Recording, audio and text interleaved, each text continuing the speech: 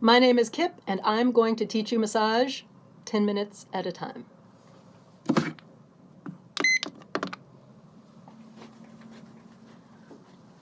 First, begin by pressing straight down on the shoulder blades for a good stretch through the chest.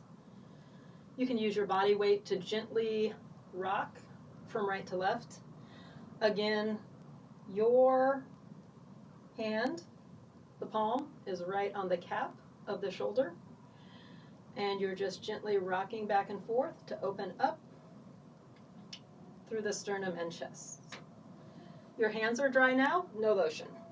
Next, you'll stretch the neck by placing both hands underneath the neck and just lifting straight up. Let the gravity of that heavy 8-pound skull provide traction in the cervical region of the neck. And repeat 3 or 4 times. And you'll see your recipient gets a little bit looser just with these initial stretches.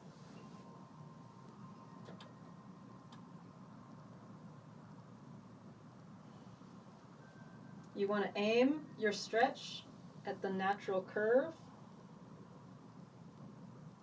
of the neck,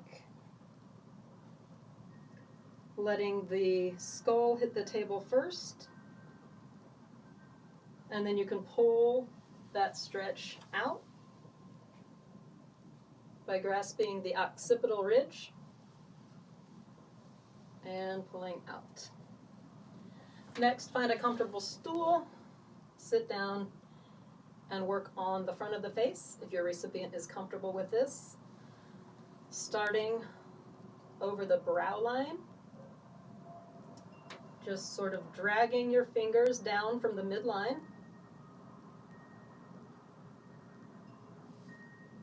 Painting sort of a rainbow over the forehead. And then pushing with the flat hand straight down toward the feet. And you can provide quite a bit of pressure. You're just dragging the entire surface of your arms straight down.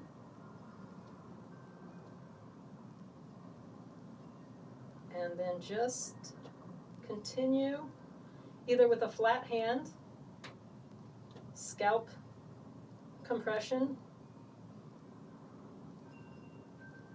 or if you promise not to use your fingers too much, you can use this tool to really get all parts of the skin on every surface of the skull mobilized. This is not a muscle that's doing a lot of movement, but it is holding a lot of tension. So if you imagine every part of the skull that doesn't have a face on it, and you're really wanting to plant your fingers on the skin and have pretty good pressure and get everything mobilized. Obviously, if you have hair, you can still just dig in and move around. You're not scrubbing on the surface. You're really wanting to make firm contact with the skin and get things moved around.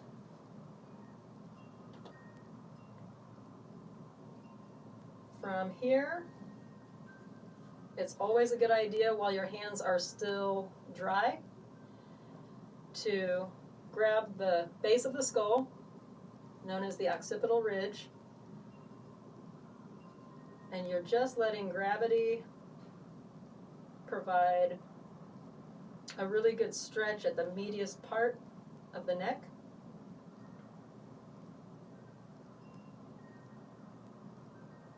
And if you get in the right spot, you will eventually really feel the recipient's muscles relax. If you get in a comfortable spot as the provider, this can really be pretty comfortable for you to stay in one spot.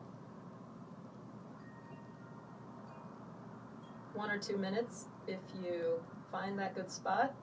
If you feel like you're struggling to find the perfect location,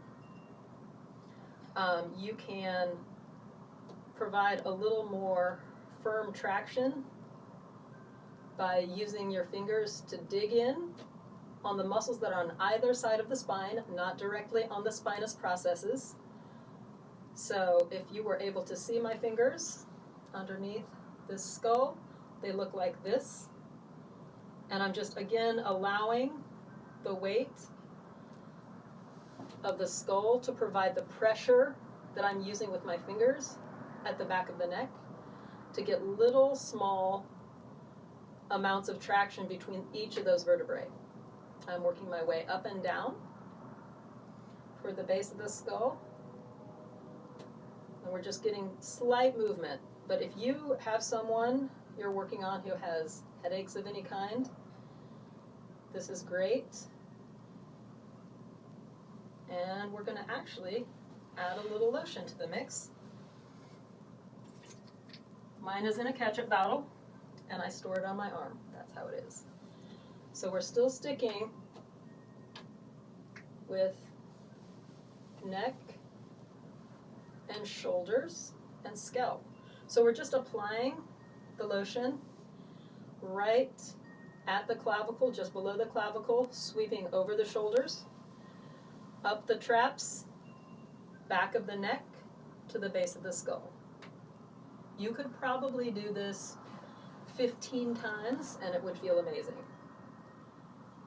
Across the clavicle, sweeping over the shoulders, behind the neck, up to the base of the skull. And this is a little bit of work for your fingers. So just do as many repetitions as you have strength and capacity for. Next, we're going to do a little bit of neck work from side to side. So I'm going to use my right hand as a cradle for the ear. I'm going around the ear and rotating the skull to the right. And then with the lotion that I've already applied, I'm applying pressure again, sweeping across that clavicle, up the traps, and you can comfortably do a little digging in. If your fingers don't feel like they're up to the challenge, use the right tool for the job, and instead use your knuckles. If you've got a recipient with quite a bit of tension or muscle mass, or if by comparison your hands are small relative to the person you're working on, it may make more sense for you to use larger muscle mass, your knuckles rather than fingers. But all you're doing here is stretching things out. I'm going to use my right hand to move the neck and get a good stretch all the way through. So the chin now is pointed and almost touching the right shoulder, and I'm getting a pretty good stretch here. Going to do the same thing on the other side. I always like to circle the ear when I can. It just really feels awesome to get all those little points of connection. So now I'm going to do the same thing on the left side.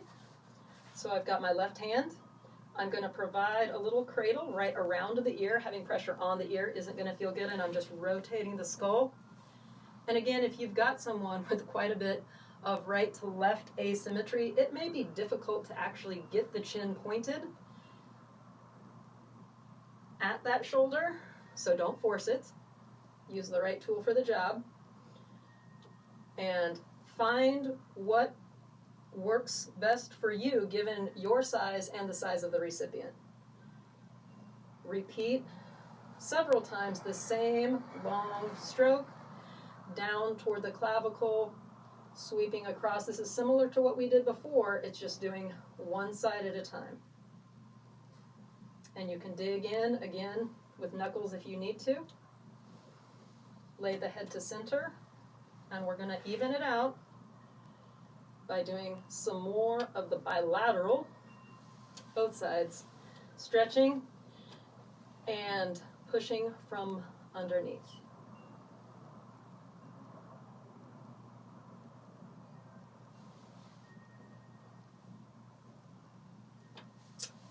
We are out of time, kids. That's massage. 10 minutes at a time. Scalp and neck.